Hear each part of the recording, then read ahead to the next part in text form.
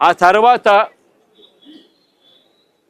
మనలాంటి వాళ్ళు అందరూ కూడా జరుగుతూ ఉన్న అన్యాయాన్ని చూడలేక అందరూ కూడా ఆ తల్లికి సపోర్టుగా నిలబడితే అప్పుడు గత్యంతరం లేక ఈరోజు సిఐని సస్పెండ్ చేశారు. నేను అడుగుతా ఉన్నా, సిఐని ఎందుకు సస్పెండ్ చేశారని చెప్పి చెప్పగలరా? సిఐని ఎందుకు సస్పెండ్ చేశారని? సిఐని సస్పెండ్ ఎందుకు చేశారు? చంపేశాడనే కదా, మీరు దానికి ఒప్పుకున్నారు కాబట్టే కదా ఈరోజు సిఐని సస్పెన్షన్ జరిగింది. అంటే ఒకే పోలీస్ స్టేషన్లోనే ఆ సిఐ పరిధిలోనే ఆ సిఐని ప్రొటెక్ట్ చేస్తూ ఏసీపీని ప్రొటెక్ట్ చేస్తూ కమిషనర్ని ప్రొటెక్ట్ చేస్తూ డీజీపీ, మొత్తం అందరికీ తెలిసి సిఐ స్టేషన్లో ఒక హత్య కాదు పోలీస్ స్టేషన్లో ఇలాగనే కొడుతూ ఒకరి చావుకు కారణమైతే ఇంకొకరు ఆత్మహత్య చేసుకుని వీడియో ద్వారా తన మెసేజ్ని తెలియజేసిన పరిస్థితి. నేను ఒకటే చెప్తా ఉన్నా, ఈరోజు సస్పెన్షన్ అంటే ఏంది? టెంపరీగా ఒక పోలీస్ ఆఫీసర్ను డ్యూటీస్ నుంచి తప్పించడం. అంటే ఒక మనిషి హత్య చేసిన ఆ మనిషి కొట్టి గోరులు పీకి రకరకాల చిత్రహింసలు పెట్టి చివరికి హత్య చేస్తే మనిషిని నువ్వు ఏం చేస్తా ఉన్నావు? శిక్ష కేవలం టెంపరీగా తన డ్యూటీ నుంచి సస్పెండ్ చేస్తూ ఉన్నారు. ఇదే చేయాల్సింది. అది కూడా ఇంత పెద్ద ఇష్యూ అయి బయటకు వచ్చిన తర్వాతనే మీకు చేయాలన్న కనీసం ఆలోచన అన్న వచ్చింది. ఇది బయటికి రాకపోయినంటే అది కూడా ఆలోచన కూడా వచ్చేది కాదు. ఒకవైపున ఇంత హేయమైన కార్యక్రమం జరిగింది అని అంటే ఆ సిఐని, ఆ బాధితుడైన ఏసీపీని, ఆ బాధ్యులైన కమిషనర్ను, వీళ్ళందరినీ డీజీపీ వరకు కూడా మర్డర్ కేసు ఛార్జ్ చేసి స్టేషన్లలో పెట్టాల్సింది పోయి కేవలం ఒక సిఐని టెంపరీగా సస్పెన్షన్. అంటే దాని అర్థం ఏంది? అందరూ పగడ్బందీగా కలిసికట్టుగా నేరం చేసి తూతూ మంత్రంగా కంటి తుడుపు చర్యగా కేవలం టెంపరీగా ఒక అధికారిని తప్పించినారు. ఇదా ఈ రాష్ట్రంలో మనం చూడాల్సింది? తప్పు చేస్తే ఆ పిల్లాడి వయసు ఎంత? 23 ఏళ్ళు. అంటే వీళ్ళంతా చిన్నపిల్లలే. ఏదో తెలుసో తెలియకో కొద్దో గొప్ప ఎవరైనా తప్పు చేసిండొచ్చు. ఈ పిల్లాడైనా కానీ చేసిన తప్పుకు కోర్టులు ఉన్నాయి. కోర్టు ఈ పిల్లాడిని ప్రొడ్యూస్ చేయమని చెప్పి సమన్ చేసింది. వీళ్ళు చేయాల్సింది ఏంది? ఆ పిల్లాడిని తీసుకొని రావడం, కోర్టుకు సబ్మిట్ చేయడం. అది పోలీసులు చేయాల్సింది. ఏం శిక్ష వేయాలి, ఆ పిల్లాడు చేసిన తప్పేంది, ఆ తప్పులో నిజం ఉందా లేదా అన్నది ఆర్గ్యుమెంట్లు జరుగుతాయి, నిర్ధారణ చేస్తారు. ఆ తర్వాత జడ్జు తనకు ఏ శిక్ష కరెక్ట్ అని చెప్పి అనిపిస్తే ఆ శిక్ష కోర్టు వేస్తుంది. కానీ ఇక్కడ కోర్టు పాత్రను ఏకంగా వీళ్ళే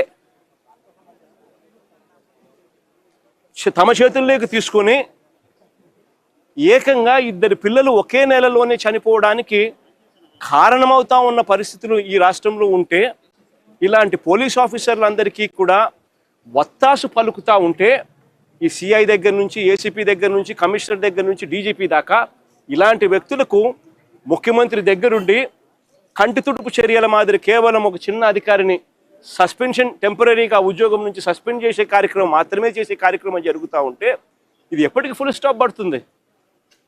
ఇది ఫుల్ స్టాప్ పడాలి అని అంటే దీని మీద సిబిఐ ఎంక్వైరీ జరగాలి.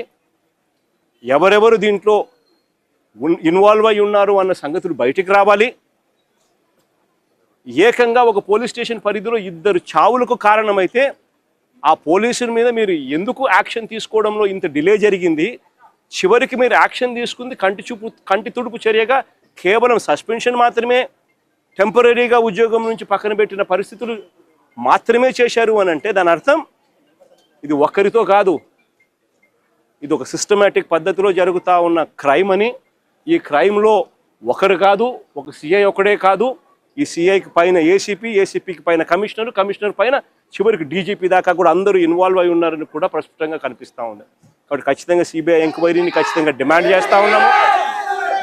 డిమాండ్ చేయడమే కాకుండా న్యాయ పోరాటంలో ఈ తల్లికి, ఆ చనిపోయిన ఇంకొక పిల్లాడి కుటుంబానికి న్యాయ పోరాటంలో వాళ్ళకు సంపూర్ణంగా తోడుగా వైఎస్ఆర్ కాంగ్రెస్ పార్టీ సంపూర్ణంగా వాళ్ళకు తోడుగా ఉంటుందని కూడా ఈ సందర్భంగా ఖచ్చితంగా తెలియజేస్తా ఉన్నాం.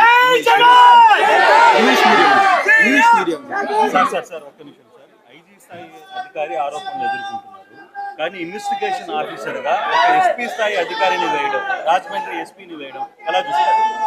అసలు ఇదంతా ఎంత కంటి తుడుపు చర్య అని అంటే, అసలు ఫస్ట్ ఆఫ్ ఆల్ యాక్షనే తీసుకోలేదు.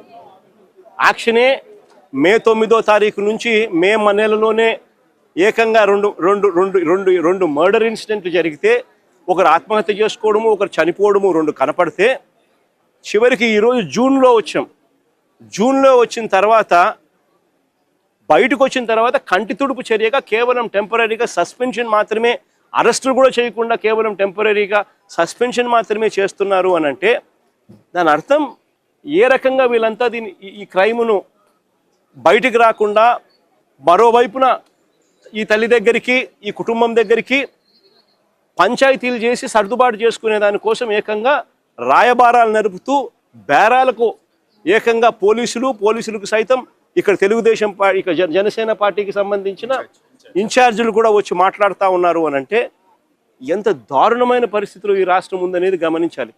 దీని మీద ఎంక్వైరీ అట, కమిషనర్ అనే వ్యక్తి, డీజీపీ అనే వ్యక్తి, ఇటువంటి వ్యక్తుల మీద పూర్తిగా ఇన్వాల్వ్ అయి ఉండి ఈ క్రైమ్ చేయించినారు అని చెప్పి కనిపిస్తా ఉన్న పరిస్థితుల్లో ఒక ఎస్పీ స్థాయి అధికారిని, వీళ్ళు ఇంకొక ఐపీఎస్ ఆఫీసర్ ఎస్పీ స్థాయి అధికారిని వీళ్ళు ఎంక్వైరీ చేయడానికి కోసం బాధ్యత అప్పచెప్పినారంట. అంటే ఏ రకంగా వీళ్ళు దీన్ని లా అండ్ ఆర్డర్తో ఏ రకంగా చెలగాటలాడుతూ ఉన్నారు, ప్రజల ప్రాణాలతో వీళ్ళు ఏ రకంగా చెలగాటలాడుతూ ఉన్నారని చెప్పడానికి ఇది ఇంకొక నిదర్శనం. నేను ఒకటే చెప్తా ఉన్నాను, ఇది ఖచ్చితంగా సిబిఐ ఎంక్వైరీకి పోవాలి. బాధ్యులు ఎవరెవరైతే ఉన్నారో, సిఐ దగ్గర నుంచి, ఏసీపీ దగ్గర నుంచి, కమిషనర్ దగ్గర నుంచి, చివరికి డీజీపీ పై స్థాయి నుంచి కూడా హోమ్ మినిస్టర్ పై స్థాయి నుంచి ముఖ్యమంత్రి కూడా అందరూ కూడా లథార్జిక్ యాటిట్యూడ్తో అందరూ కవరప్ చేయాలి అని తాపత్రయమే కనిపిస్తూ ఉంది. కాబట్టి అందరూ దీంట్లో క్రైమ్లో ఇన్వాల్వ్ అయి ఉన్న పరిస్థితుల్లో సిబిఐ పిక్చర్లోకి వచ్చి దోషులను ఎవరెవరికి ఇది తెలిసి జరుగుతూ ఉన్నది, తెలిసి ఏ రకంగా వీళ్ళు ప్రొటెక్ట్ చేస్తూ ఉన్నారు, ఇది ఒక రొటీన్ పద్ధతిలో ఈ మాదిరిగా లాకప్ డెత్తులు ఎందుకు జరుగుతూ ఉన్నాయి, దీన్ని కట్టడి చేయాలని అంటే ఖచ్చితంగా సిబిఐ రావాలి, వచ్చి దీనికి ఫుల్ స్టాప్ పెట్టాలి అని చెప్పి ఖచ్చితంగా డిమాండ్ చేస్తూ ఉన్నాం.